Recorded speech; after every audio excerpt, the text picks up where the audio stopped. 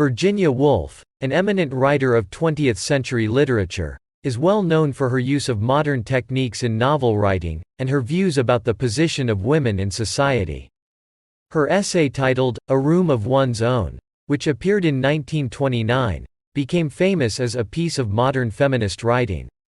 The essay, Shakespeare's Sister, is an extract taken from A Room of One's Own.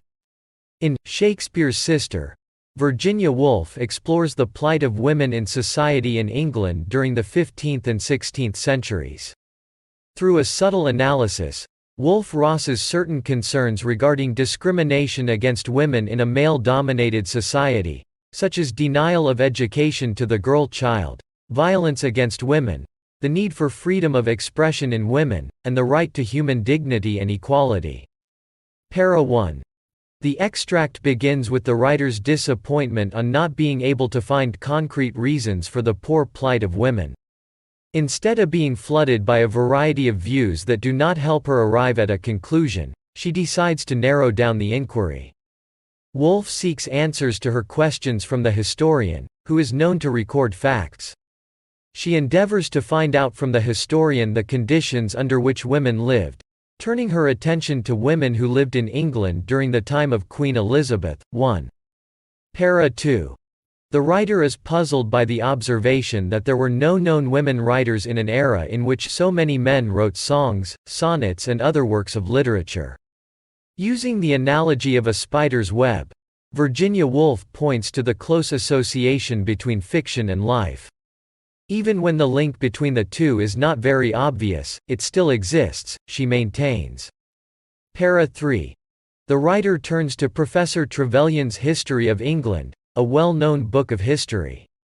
In her quest for the position of women in society, she was appalled to read in this book that wife-beating was a recognized right of man, and was practiced without shame by high as well as low. As we know, the concept of feminism supports women's rights on the grounds of equality of the sexes. So Virginia Woolf is shocked to know about the real plight of women from Professor Trevelyan's historical records.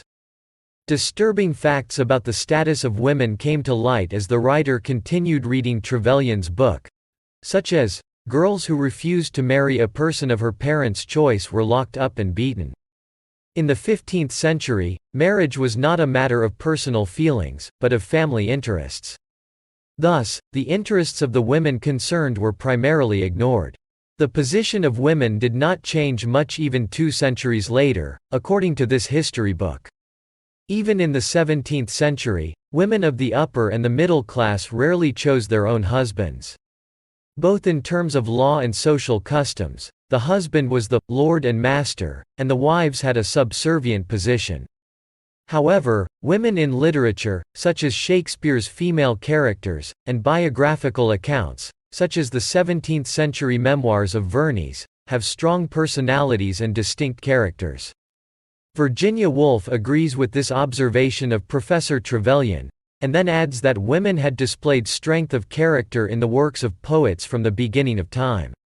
She cites many characters as examples, such as, Antigone, of Sophocles' drama, Clytemnestra, of Aeschylus' play, Cleopatra, Lady Macbeth, Rosalind and Desdemona of Shakespeare's plays, and Tolstoy's Anna Karenina among several other examples. All these women characters have dynamic personalities. Thus, women in fiction or in works of literature are endowed with strong personalities.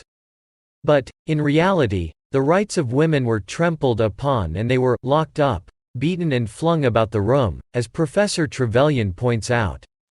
Para 4. Thus, an odd picture of woman comes to light.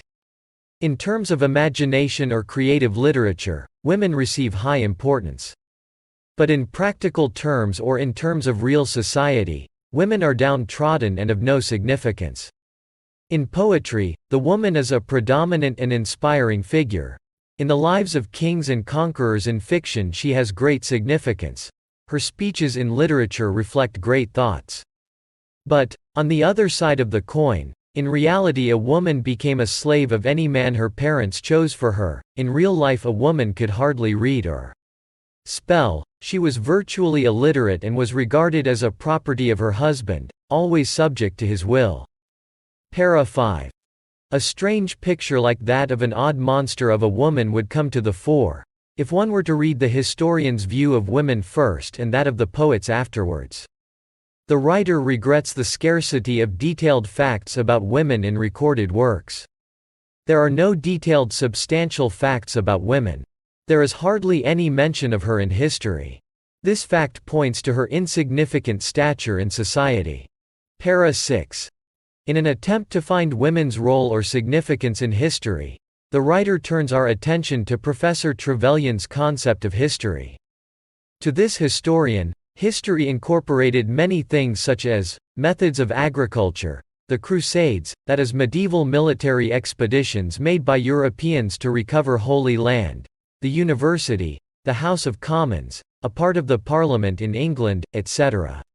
However, apart from mentioning a few ladies of great stature such as Queen Elizabeth, there is no mention of women. Not a single middle-class woman could have been perceived to have participated in historical events or in great movements, which comprise history. Even the famous 17th-century English diarist John Aubrey does not mention her. The writer is shocked at the complete lack of records about women. Lack of availability of information and reading material regarding the female sex is a clear pointer to the gender bias. Not only do historians and diarists fail to write about women, even women themselves have added to their obliteration by not writing about their own lives or maintaining their own diaries. Virginia Woolf points out the great necessity for a mass of information about women, and wonders why some brilliant scholar does not supply it. The feminist writer feels that history could be rewritten by including information about women, or, at least a supplement could be added to history books about women. Looking at the bookshelves, she finds it shockingly regrettable that there is no information about women before the 18th century. The writer had begun her exploration with the question of discrepancy between men and women, which is manifested by the utter lack of women's writings in a prolific age of literature like the Elizabethan age. But she failed to find a satisfactory answer to such basic issues, such as education and literacy of women, and how they occupy themselves in their daily lives. Apparently, they had no money of their own, and were married at a very young age without their consent being taken into account.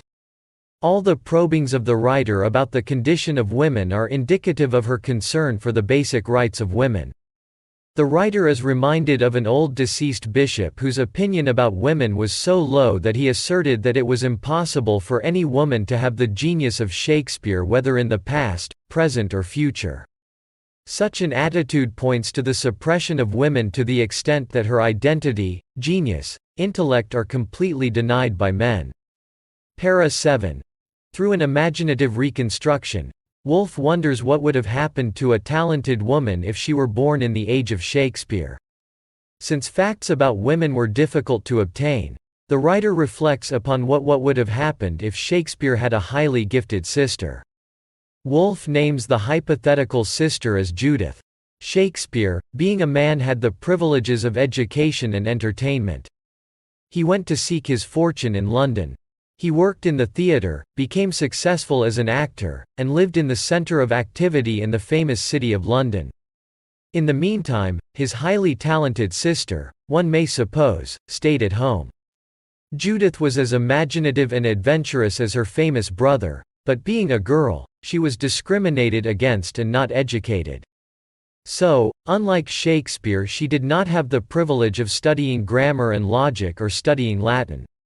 Being a gifted person, she was interested in reading books, and used to sometimes pick up her brother's book perhaps. When her parents came to know of this, they told her to take care of womanly things such as cooking and stitching. Being talented, she probably wrote something, but knowing the strict restrictions imposed on women, probably hid her writings or set them on fire. As was the custom of her times, she was engaged to be married at a very young age. When she refused to get married, she was badly beaten by her father. Then her father stopped using such corporal punishment, and tried to emotionally coerce her. Driven by such external pressures, Judith ran away from home to London. She had good music sense as well as a taste for the theatre like her famous brother.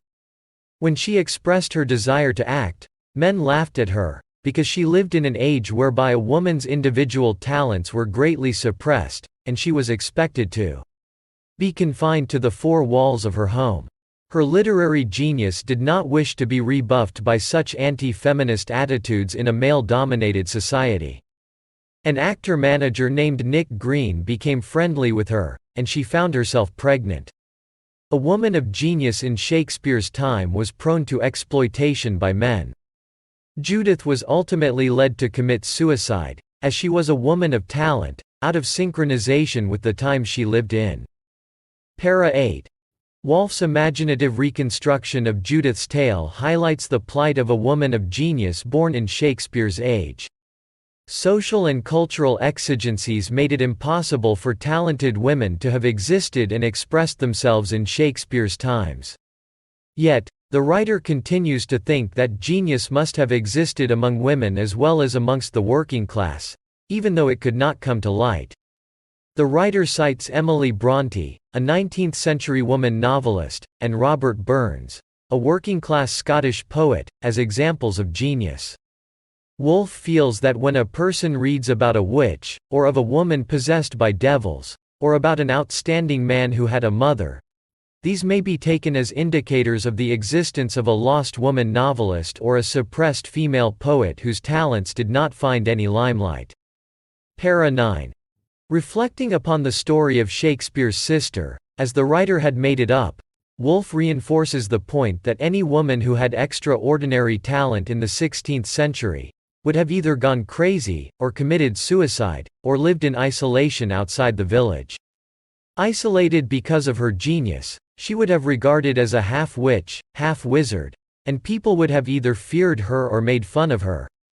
Even 19th-century women writers had to adopt male pseudonyms, such as Currer Bell, George Eliot and George Sand. Adopting the name of a man and assuming anonymity by women were customs greatly encouraged by men. As Pericles, the Athenian statesman and orator of 5th century BC had said, "Publicity in women was a hateful quality." Thus, we see from Virginia Woolf's exposition, how women were suppressed, their rights and fundamental identity denied. Para 10. In the concluding section of the essay, Woolf says that Judith, the talented poet who could not express herself in writing and was buried in the crossroads, still lives on. With deep empathy for women whose rights are denied, the writer says that Shakespeare's sister lives on in women of today, and in women who efface themselves to nurture their families. The opportunity to empower such women is soon coming within our reach. The writer believes that in times to come, if women are given space and freedom, and have the courage to express their opinions in writing, if they view life objectively, if women are able to look beyond Milton's perspective, that Eve was morally and intellectually lesser than Adam, then the opportunity will come when Shakespeare's sister, or women of talent, will have a tangible identity of their own. If we create a conducive environment, Judith can come in our midst and freely express herself.